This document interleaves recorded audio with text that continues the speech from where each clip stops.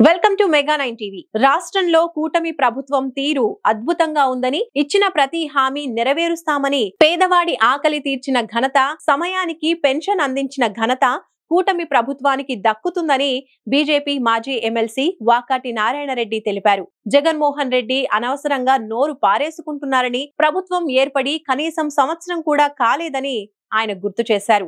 ఇంతలోనే అన్ని హామీలు నెరవేర్చడం ఎవరికీ సాధ్యం కాదు అన్నారు. రాష్ట్రానికి 3 రాజధానులు అంటూ దొరికిన కాడికి దోచుకున్నారని, అందుకే ప్రజలు 11 సీట్లు ఇచ్చి బుద్ధి చెప్పారని నారాయణరెడ్డి విమర్శించారు. కనీసం సంవత్సరం రోజులైనా గడవకుండా హామీలు నెరవేర్చడం ఎలా అంటున్న వాకాటి నారాయణరెడ్డితో మా నెల్లూరు ప్రతినిధి ఫేస్ టు ఫేస్.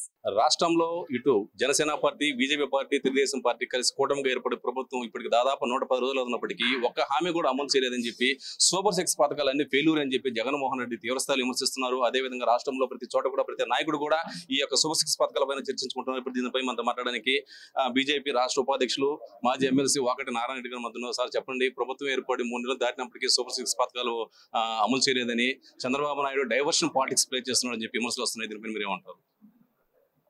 వాళ్ళు చెప్పేటివన్నీ కూడా అబద్ధాలు.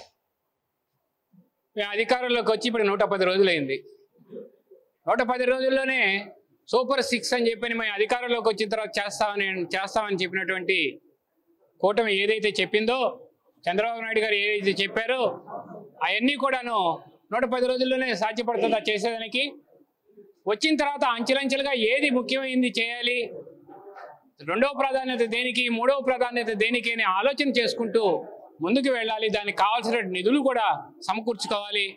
నువ్వు పరిపాలించేమో ఖజానాన్ని ఖాళీ చేసావు, ఒక పక్కన రాష్ట్రాన్ని అప్పుల ఊబిలోకి నెట్టి బయటపడకుండా పరిస్థితి ఇవాళ వచ్చింది. జగన్మోహన్ రెడ్డి గారు, నీ వల్ల కాదా అన్నటువంటి విషయాన్ని అడుగుతా ఉన్నా. ఇవాళ నువ్వు అడుగుతూ ఉన్నావే, డైవర్షన్ పాలిటిక్స్ నువ్వు చేస్తున్నావు. ఇవాళ చంద్రబాబు నాయుడు గారు కూటమి ప్రభుత్వంలో అధికారంలోకి వచ్చిన వెంటనే ఏదైతే చెప్పాడో, ఆయన చెప్పినటువంటి పెన్షన్ విధానాన్ని ప్రతి నెలకి 1-2వ తేదీల్లోనే ప్రతి అవ్వ తాతలకి, అర్హత కలిగినటువంటి వాళ్ళకి ఇంటికి చేర్చేటువంటి ప్రభుత్వం ఇవాళ కూటమి ప్రభుత్వం కాదా అని చెప్పి అడుగుతా ఉన్నాను. మరి ఎందుకు అబద్ధాలు చెప్తా ఉన్నావు? డిఎస్సిడి గురించి 16,48,000 ఉద్యోగాలకి ఇవాళ నోటిఫికేషన్ ఇచ్చి ఇవాళ వాళ్ళకందరికీ కూడా ఉద్యోగాలు ఇవ్వాలనేటువంటి సంకల్పంతో ముందుకు వెళ్ళేటువంటి ప్రభుత్వం ఇవాళ చంద్రబాబు నాయుడు గారి ప్రభుత్వం కాదా అని అడుగుతా ఉన్నాం. మరి ఈ విధంగా చెబుతూ ఎక్కడైతే రోడ్లు ఉన్నాయో R&Bకి సంబంధించినటివి కానీ, రూరల్ డెవలప్మెంట్కి సంబంధించినటువంటివి కానీ, వీటిని అన్నింటినీ కూడాను పూర్తి చేయాలి. లేకపోతే ఆ ఊర్లకి ఆటోలు పోలేకపోతున్నాయి, పూర్తిగా బైకులు కూడా పోలేని పరిస్థితుల్లో ఉన్నాయనేటువంటి ఆలోచనతో వాటన్నిటి కూడా పునర్నిర్మాణం చేయాలనేటువంటి అంచనాలుగా వేసి ప్రభుత్వానికి తీసుకురావాలనేటువంటి ఆలోచించి వాటిని మళ్ళా కూడాను బాగు చేసుకోవాలనేటువంటి ఆలోచించేటువంటి ప్రభుత్వం ఇవాళ చంద్రబాబు నాయుడు గారిది కనిపించడం లేదా అని చెప్పని మిమ్మల్ని నేను ప్రశ్నిస్తూ ఉన్నాను. మరి ఇవన్నీ కూడాను అభివృద్ధి కాదా? మరి నువ్వేం చేసావు పోలవరం విషయంలో? పోలవరం విషయం 74% గతంలో చంద్రబాబు నాయుడు గారు పూర్తి చేస్తే, ఆ 24%, 26% నువ్వు పూర్తి చేయలేక అసమర్థత పరిపాలన చేస్తూ కనీసం ప్రజలకి మంచినీళ్ళు అందించలేకపోయావే. గోదావరి జలాలు అందించలేనటువంటి దుస్థితికి తీసుకొచ్చినటువంటి నీ దౌర్భాగ్య ప్రభుత్వం ఎక్కడ? అధికారంలోకి వచ్చిన తర్వాత కూటమి ప్రభుత్వం ఇవాళ జలవనరుల నుంచి నిధులు తీసుకొచ్చి పోలవరాన్ని పునర్నిర్మించాలి, ఆ యొక్క ఏదైతే డయాఫ్రమ్ వాల్ పోయిందో దాన్ని పునర్నిర్మించుకొని నీళ్లని ఈ యొక్క తెలుగు జాతికి అందించాలనేటువంటి రూపకల్పంతో ఇవాళ చంద్రబాబు నాయుడు కృషి చేస్తా ఉన్నారే. ఇదంతా అభివృద్ధి కాదా? అదేవిధంగా అమరావతి ఏదైతే నువ్వు చెప్పావో 3 రాజధానులని చెప్పి కళ్ళబొల్లి మాటలు చెప్పి ఎక్కడా కూడా అభివృద్ధి లేకుండా చేసినటువంటి పరిస్థితి నీదైతే, ఈ 110 రోజుల్లోనే అమరావతికి నిధులు తీసుకొచ్చి ఒక పక్కన రోడ్లు, వసతులు అన్నింటినీ కూడా ఏర్పాటు చేసి ఆ ప్రాంతంలో అభివృద్ధిని తీసుకొచ్చేదానికి పునర్నిర్మాణం సాగిస్తున్నటువంటి చంద్రబాబు నాయుడు గారి యొక్క అభివృద్ధిని నీకు కనిపించడం లేదా? నువ్వు మాట్లాడుతున్నావు జగన్మోహన్ రెడ్డి గారు. మీరు డైవర్సిఫై రాజకీయాలు చేస్తూ చంద్రబాబు నాయుడు గారి యొక్క అభివృద్ధి, కూటమి యొక్క సంక్షేమ పథకాలు కనబడనీయకుండా చేయాలని మీరు డైవర్షన్ రాజకీయం చేస్తూ పక్కదోవ పట్టిస్తున్నారే కానీ ఈ యొక్క అభివృద్ధి సంక్షేమం నీకేమి కళ్ళుండి కబోదిలాగా చూస్తున్నావా అని నేను అడుగుతూ ఉన్నాను మిమ్మల్ని. సరే, అయితే ముఖ్యంగా జగన్మోహన్ రెడ్డి గారు చేసే విమర్శ ఏంటంటే ఇటీవల వచ్చిన వరదల వల్ల ఇటు అమరావతి ఏదైతే మనం రాజధాని చెప్పుకుంటున్నామో అది పూర్తిగా మునిగిపోయిందని, అది పూర్తి స్థాయిలో కన్స్ట్రక్షన్ గా పనికిరాదు, ఆ విషయాన్ని డైవర్షన్ చేయడానికి చంద్రబాబు ఈ యొక్క తిరుమల లడ్డు అనే నినాదాన్ని తెరపైకి తెచ్చారు అంటున్నారు. ఏదైతే ఇవాళ జగన్మోహన్ రెడ్డి గారు చెప్తున్నారో అమరావతి ఎక్కడా కూడా నీళ్లు మొలగలేదు. ఎక్కడో తీసుకున్నటువంటి చిత్రాలను తీసుకొచ్చి దాన్ని కూర్పు చేసి ఆ యొక్క చిత్రాలని సాక్షిలో చూపించి ఈ యొక్క ప్రాంతం మునక ప్రాంతం అని చెప్పారు. ఎక్కడ మునక ప్రాంతం? ఎక్కడ మునిగిపోయింది? బుగ్గేరు ఎక్కడుంది? సింగనగర్ ఎక్కడుంది? ఆ ప్రాంతాలంతా మునిగిపోతే లంక ఎక్కడుంది? అవంతా మునిగిపోతే నువ్వేమో వెనక్కి నుంచి వచ్చినటువంటి అమరావతి మునిగిపోయిందని చెప్పి మాట్లాడతావే, ఏమన్నా న్యాయం ఉందా? విజయవాడ వాసులందరూ కూడా, ఆ ప్రాంతంలో గుంటూరు వాసులందరూ కూడా ఏమన్నా అమాయకులు అనుకుంటున్నారా? అందుకోసమే నీకు ఒక్క సీటు కూడా ఆ ప్రాంతంలో నీ యొక్క పార్టీని గెలవనీయకుండా చేశారే.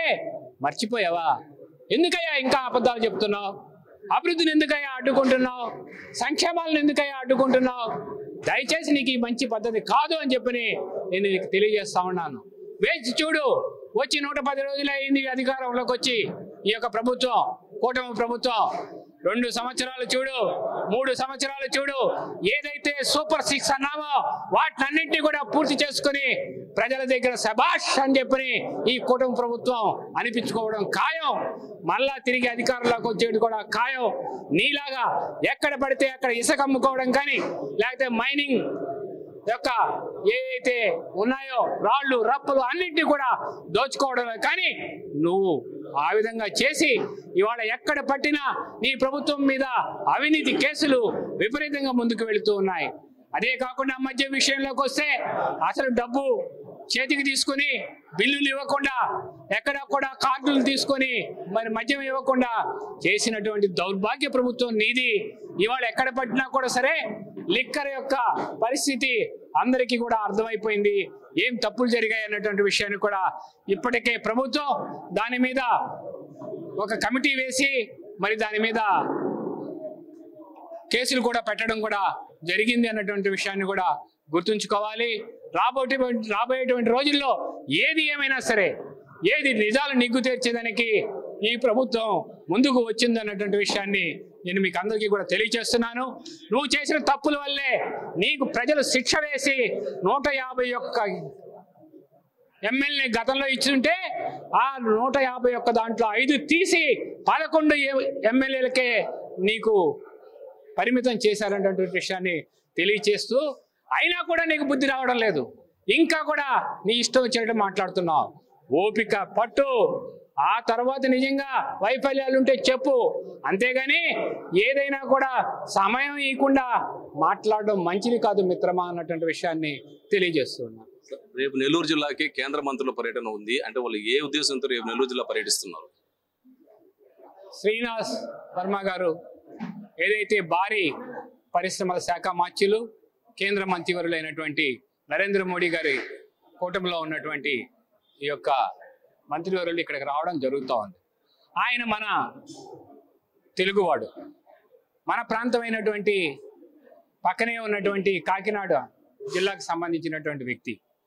ఆయన ఇక్కడికి వచ్చి ఈ ప్రాంతంలో ఉండేటువంటి పరిస్థితులను కూడా అధ్యయనం చేసి మరి ఏ పరిశ్రమలు తీసుకురావాలి, ఇక్కడ వచ్చేదానికి ఒక కేంద్ర ప్రభుత్వమే కాకుండా మన రాష్ట్ర ప్రభుత్వంలో కూడాను ఏ అవకాశాలు ఉన్నాయి వాటన్నిటిని కూడా చర్చించి ఈ ప్రాంతంలో ఉండేటువంటి అధికారులతో మాట్లాడి, ఈ ప్రాంతంలో ఉండేటువంటి బీజేపీ నాయకులతో కూడా చర్చించి ఈ ప్రాంతంలో ఉండేటువంటి వాళ్ళకందరికీ కూడా ఉపాధి పొందేదానికి, ఉద్యోగ అవకాశాలు మెండుగా వచ్చేదానికి, కొత్త పరిశ్రమలు ఏమి తీసుకొచ్చేదానికి అవకాశం ఉంటుందనేటువంటి ఆలోచనతోటి ఇక్కడికి రావడం జరుగుతుంది. ఆయన వచ్చిన సందర్భంగా ఏదైతే సభ్యత్వ నమోదు కార్యక్రమంలో కూడా ఆయన మాతో కలిసి పాల్పంచుకుంటారు. అట్లాగే బీజేపీ ఆఫీసులో ఉండి వచ్చిన వాళ్ళందరినీ కూడాను సందర్శించుకునేదానికి అవకాశం, మాట్లాడేదానికి అవకాశం, ఏదైనా కూడా సరే అభివృద్ధిలో విషయంలో కానీ సంక్షేమాల విషయంలో కానీ ఎక్కడైనా కూడా ఇబ్బందులను కూడా ఆయనతో కూడా చర్చించేదానికి 2 నుంచి 3 గంటల దాకా బీజేపీ ఆఫీస్లో కూడా ఆయన ఉంటారన్నటువంటి విషయాన్ని తెలియజేస్తున్నాను. Thank you sir. ఇది ఇప్పుడు వరకు మనతో 100 రోజులు కూటమి ప్రభుత్వం 100 రోజుల యొక్క పరిపాలనపై మనతో ఒకటి నారాయణ రెడ్డి గారు మనతో ఇప్పుడు మాట్లాడడం జరిగింది. ఏదేమైనా కానీ కూటమి ప్రభుత్వానికి ఇంకొంచెం టైం ఇస్తే గానీ ఈ యొక్క ఇచ్చిన సూపర్ 6 పథకాలన్నీ అమలు చేస్తారని, కేవలం 100 రోజుల్లోనే ఇవన్నీ పూర్తి చేయాలంటే ఇదేమి సినిమా మాయ కాదని, మరియు కనీసం ఒక 6 నెలలు సంవత్సరం అయినా టైం ఇస్తే ఈ యొక్క సూపర్ 6 పథకాలతో పాటు ఇంకొన్ని మంచి పథకాలు కూడా అమలు చేయడానికి అవకాశం ఉన్నాయని చెప్పి ఒకటి నారాయణ రెడ్డి గారు అంటున్నారు. అదేవిధంగా జగన్మోహన్ రెడ్డిపై కూడా తీవ్రస్థాయిలో ఆగ్రహం వ్యక్తం చేశారు. డైవర్షన్ పాలిటిక్స్ చేసే ఏకైక నాయకుడు జగన్మోహన్ రెడ్డి అని, చంద్రబాబు కాదని, ఇలాంటి చీప్ ట్రిక్స్ ఉపయోగించేది ఒక జగన్కే సాధ్యం అని చెప్పి ఆగ్రహం వ్యక్తం చేస్తున్నారు. ఏదేమైనా కానీ రాష్ట్రంలో ఇప్పుడు సువర్ణ పరిపాలన కొనసాగుతుందని చెప్పి ఒకటి నారాయణ రెడ్డి గారు మనతో చెప్పడం జరిగింది. కేవలం సునీల్తో శ్రీనివాస్ రెడ్డి, నెల్లూరు నగరంలోని బీజేపీ ఆఫీసు నుండి.